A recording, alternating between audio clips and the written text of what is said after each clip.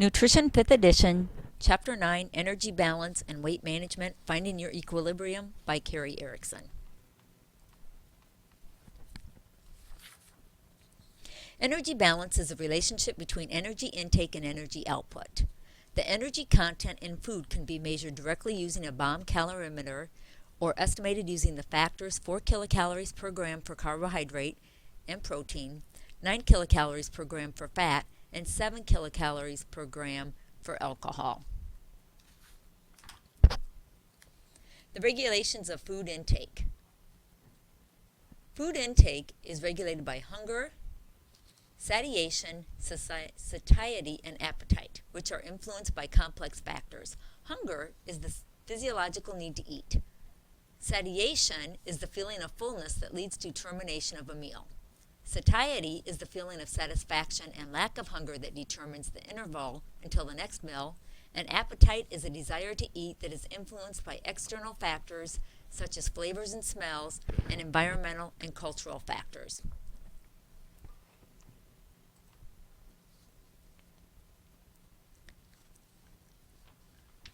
Control by committee.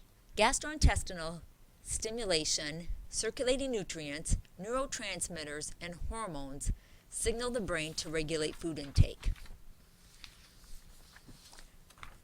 Diet composition. The energy density in calories per gram is the balance of energy sources, carbohydrates, lipids, and protein, and the form, liquids versus solid, of your food affect the amount you eat. Regardless of its nutrient value, people tend to eat a fairly constant amount of food. The sensory properties is flavor, texture, color, temperature, and presentation influence its appeal, and such external cues affect food intake. Portion size plays a role in how much we eat, with large portions generally leading to an increase in energy intake. Over the past 2 decades, portion size has increased for virtually all food and beverage prepared for immediate consumption, including fast food, individually packaged food, and ready-to-eat foods. Environmental and social factors. We tend to eat more in cold weather and less in hot weather. Systems in the hypothalamus that regulate body temperature and food intake probably interact to link temperature and eating behavior. Emotional factors. Many people use food to cope with stress and negative feelings. Eating can provide a powerful distraction from loneliness, anger, boredom, anxiety, shame, sadness, and inadequacy. Gastrointestinal sensations. As food fills your stomach and small intestine, they stretch and trigger signals to the brain. Your sense of fullness suppresses your urge to eat. And neurological and hormonal factors. More than 50 different chemicals are thought to be involved in the regulation of feeding. Hormones and hormone-like factors and some drugs, including appetite suppressants, influence eating behavior through their direct or indirect effect on the brain.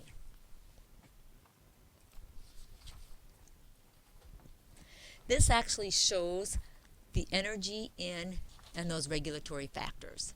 Basically, it shows the internal and external factors as far as stress and mood, the internal factors that influence hunger, digestive organ functions, central nervous system, anorexia, trauma, infection, temperature, drug effects, and then the external factors that influence appetite, whether it's a social situation, the time of day, cultural background. Energy out and fuel use. Major components of energy expenditure. The major components of energy expenditure are resting energy expenditure, the thermic effect of food, and energy for physical activity.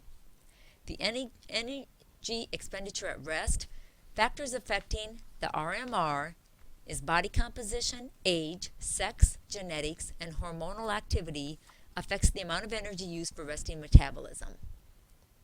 The energy expenditure for physical activity.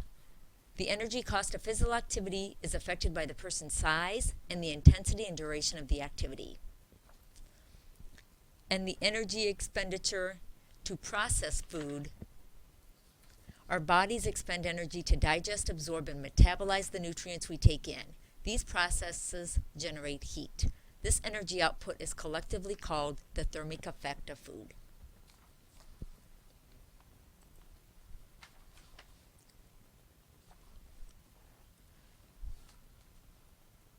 This slide shows the measurement of energy expenditure. Just a brief history as far as the calorimeter. Calorimetry is the measurement of energy use, either directly by measuring heat production or indirectly by determining oxygen intake and carbon dioxide production. As far as the direct and indirect calorimetry, there is a double. Well, let me go back here. The indirect calorimetry is a technician collects respiratory gases and then calculates energy expenditure. With the double labeled water, when using double labeled water, scientists measure the excretion rate of two isotopes to calculate carbon dioxide output and determine what the total energy expenditure is. The DRIs for energy, estimated energy requirement.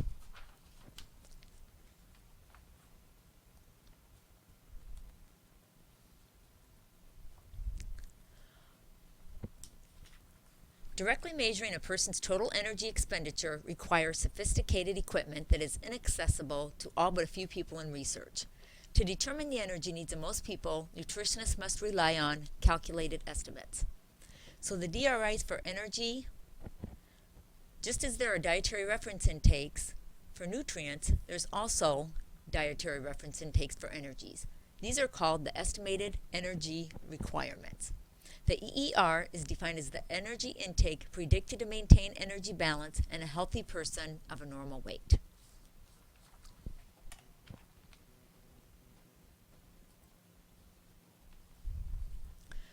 Body composition, understanding the fatness and weight. Relative amounts of fat and lean body mass has a major influence on energy expenditure and the risk of chronic disease. The BMI is how we measure the body mass index. And with the BMI slide here, you can see this is the chart that determines if a person is at a healthy weight, overweight, or obese.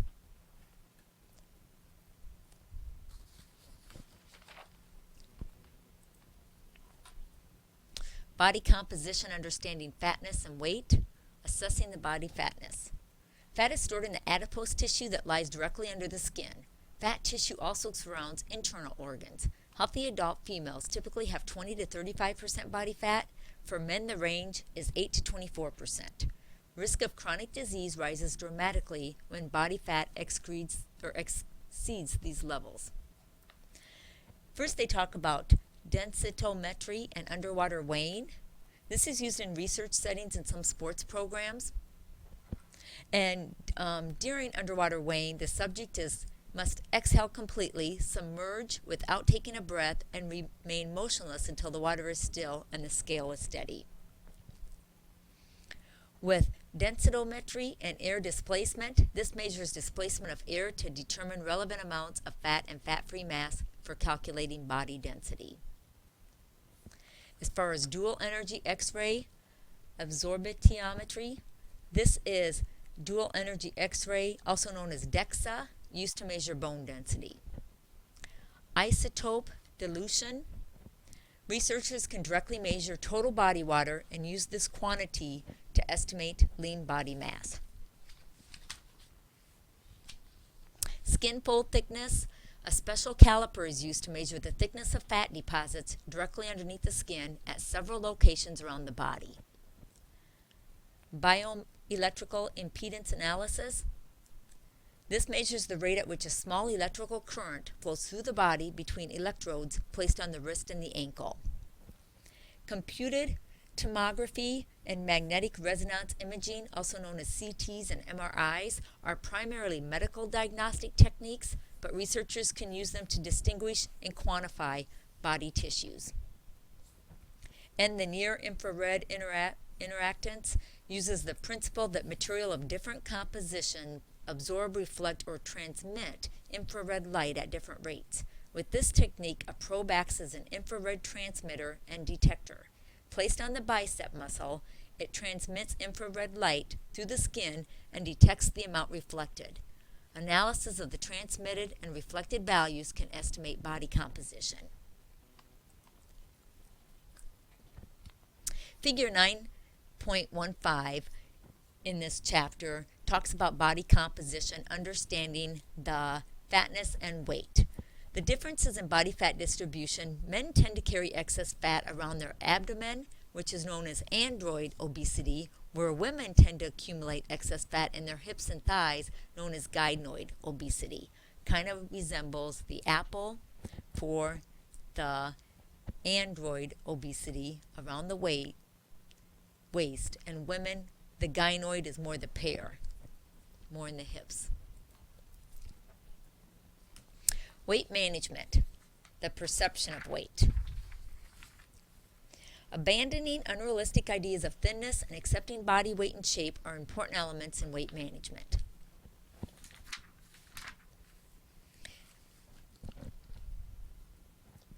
Components of a sound weight management program are listed on this slide, which are a desire for change, self-acceptance, balanced diet with moderate calorie restriction, adequate exercise.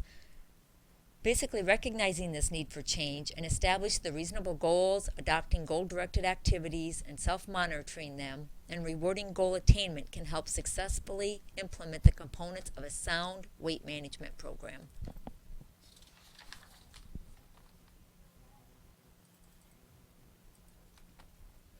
Diet and eating habits.